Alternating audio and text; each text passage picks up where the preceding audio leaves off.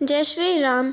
तो दोस्तों आइए इस वीडियो में पद्म पुराण से अगस्त्य मुनि की कथा सुनाने जा रहे हैं।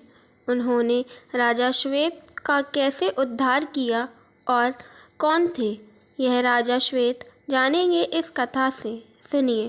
त्रेता युग की बात है। एक बार श्री राम मुनि अगस्त्य जी के आश्रम पे गए और मुनि को बारंबार प्रणाम करके पूछा, ऋषिवर, मैं आपका दर्शन करने की इच्छा से यहाँ आया हूँ। कहिए, आपके शिष्य कुशल से हैं ना? इस वन में तो कोई उपद्रव नहीं है। अगस्त्य जी बोले, रघुश्रेष्ठ, आपका स्वागत है। जगद्वंद सनातन परमेश्वर, आपके दर्शन से आज मैं इन मुनियों सहित पवित्र हो गया।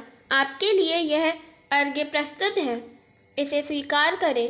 आप अपने अनेकों उत्तम गुणों के कारण सदा सबके सम्मान पात्र हैं। मेरे हृदय में तो आप सदा ही विराजमान रहते हैं, अतः मेरे परम पूज्य हैं।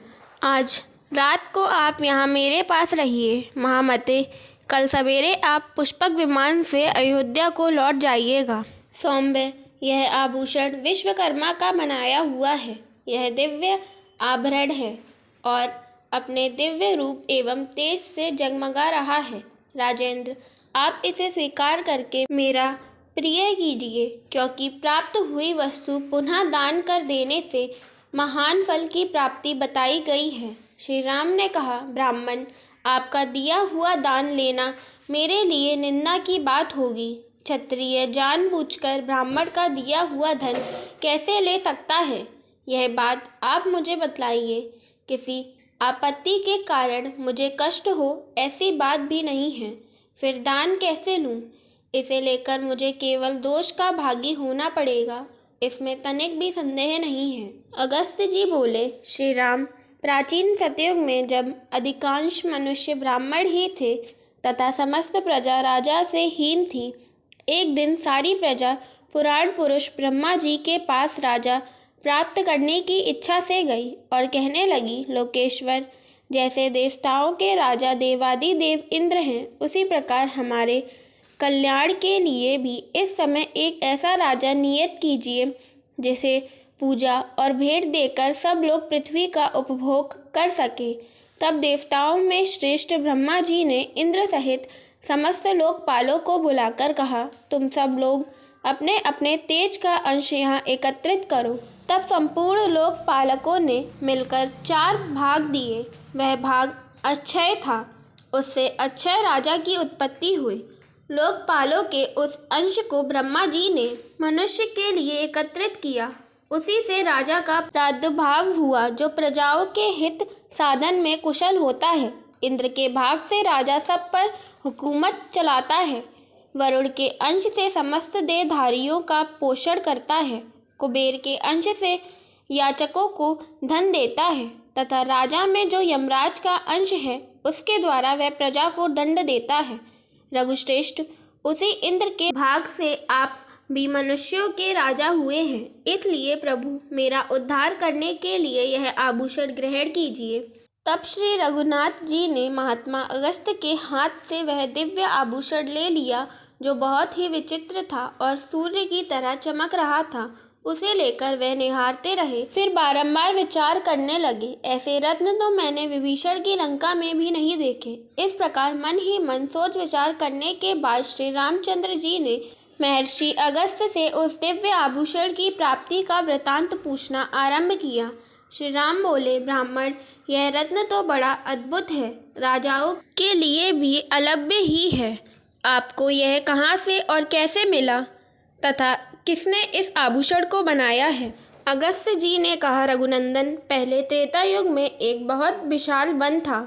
इसका व्यास 100 योजन का था, किंतु उसमें ना कोई पशु रहता था ना पक्षी। उस वन के मध्य भाग में 4 कोस लंबी एक झील थी, जो हंस और कारडव्य आदि पक्षियों से संकुल थी। वहाँ मैंने एक बड़े आश्चर्य की बात देखी। सरोवर के पास ही एक बहुत बड़ा आश्रम था, जो बहुत पुराना होने पर भी अत्यंत पवित्र दिखाई देता था, किंतु उसमें कोई भी तपस्वी नहीं था और ना कोई और जीव थे। मैंने उस आश्रम में रहकर ग्रीष्मकाल की एक रात्रि व्यतीत की। सवेरे उठकर जब तालाब की ओर चला तो रास्ते में मुझे एक बहुत बड़ा मुर्दा दिख पड़ा, जिसका शरीर अत्यंत हष्ट-पुष्ट था। मालूम होता था किसी तरुण पुरुष की लाश है। उसे देखकर मैं सोचने लगा, यह कौन है, इसकी मृत्यु कैसे हो गई तथा यह इस महान वन में आया कैसे था। इन सारी बातों का मुझे अवश्य पता लगाना चाहिए। मैं खड़ा खड़ा यही सोच रहा था कि इतने में आकाश से एक दिव्य एवं अद्भुत विमान उतरता दिखाई दिया। वह परम सुंदर और मन के समान वेगशाली था। एक ही क्षण में वह विमान सरोवर के निकट आ पहुंचा। मैंने देखा उस विमान से एक दिव्य मनुष्य उतरा और सरोवर में नहाकर उस मुर्दे का मांस खाने लगा। भरपेट उस मोटे ताजे मुर्दे का मांस खाकर वह फिर सरोवर में उतरा और उसकी शोभा निहार कर फिर शीघ्र ही स्वर्ग की ओर जाने लगा। उस शोभा संपन्न देवोपम पुरुष को ऊपर जाते देख मैंने कहा, स्वर्गलोक के निवासी महाभाग, तनिक ठहरो। मैं तुमसे एक बात पूछता हूँ, तुम्हारी यह कैसी अवस्था है? तुम कौन हो? देखने में तो तुम देवता के समान जान पड़ते हो, किंतु तुम्हारा भोजन बहुत ही घृणित है। सौम्य, ऐसा भोजन क्यों करते हो और कहाँ रहते हो? रघुनंदन, मेरी बात सुनकर उस स्वर्गवासी पुरुष ने हाथ जोड़कर कहा, विप्रवर, मेरा जैसा वृतांत है उसे आप सुनिए। पूर्व काल की बात है। विदर्भ देश में मेरे महायशस्वी पिता राज्य करते थे। वे वासुदेव के नाम से त्रिलोकी में विख्यात और परम धार्मिक थे। उनके 2 स्त्रियां थीं। उन दोनों से एक एक करके 2 पुत्र हुए। मैं उनका ज्येष्ठ पुत्र था। लोग मुझे श्वेत कहते थे। मेरे छोटे भाई का नाम सुरथ था। पिता की मृत्यु के बाद पूर्ववासियों ने विदर्भ देश के राज्य पर मेरा अभिषेक कर दिया। तब मैं वहाँ पूर्ण सावधानी के साथ राज्य संचालन करने लगा। इस प्रकार राज्य और प्रजा का पालन करते मुझे कई हजार वर्ष बीत गए। एक दिन किसी निमित्त को लेकर मुझे प्रबल वैराग्य हो गया और मैं मरण पर्यंत तपस्या का निश्चय करके इस तपोवन में चला आया। राज्य पर मैंने अपने भाई महारथी सुरथ का अभिषेक कर दिया। फिर इस सरोवर पर आकर मैंने अत्यंत कठोर तपस्या आरंभ की।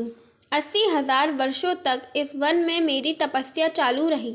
उसके प्रभाव से मुझे भुवनों में सर्वश्रेष्ठ कल्याणमय ब्रह्मलोक की प्राप्ति हुई, किंतु वहां पहुंचने पर मुझे भूख और प्यास अधिक सताने लगी। मेरी इंद्रियां तिलमिला उठीं। मैंने त्रिलोकी के सर्वश्रेष्ठ देवता ब्रह्मा जी से पूछा, भगवान, यह लोक तो भूख और प्यास से रहित सुना गया है। यह मुझे किस कर्म का फल प्राप्त हुआ है कि भूख और प्यास यहाँ भी मेरा पिंड नहीं छोड़ती?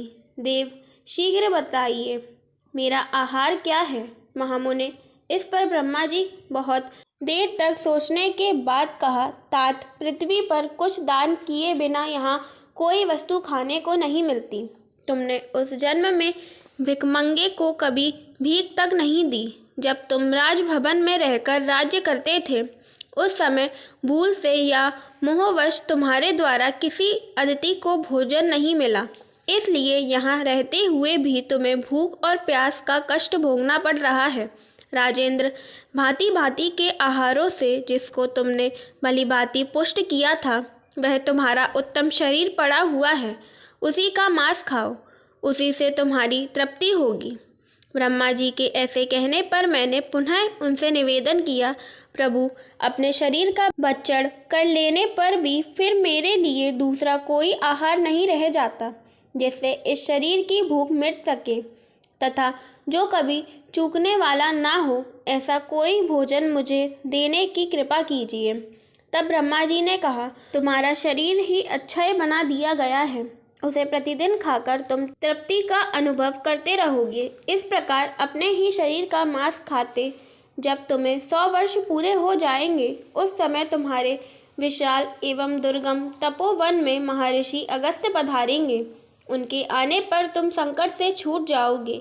राजश्रेय, वे इंद्र सहित संपूर्ण देवताओं और असुरों का भी उद्धार करने में समर्थ हैं। फिर तुम्हारे इस घृणित आहार को छुड़ाना उनके लिए कौन सी बड़ी बात है। भगवान ब्रह्मा जी का यह कथन सुनकर मैं अपने शरीर के मांस का घृणित भोजन करने लगा। विप्रवर, यह कभी नष्ट नहीं होता तथा इससे मेरी पूर्ण तृप्ति भी हो जाती है।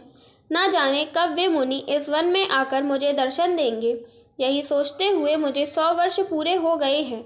ब्राह्मण, अब अगस्त्य मुनि ही मेरे सहायक होंगे, यह बिल्कुल निश्चित बात है। राजा श्वेत का यह कथन सुनकर तथा उनके उस घृणित आहार पर दृष्टि डालकर मैंने कहा, अच्छा, तो तुम्हारे सौभाग्य से मैं आया हूँ।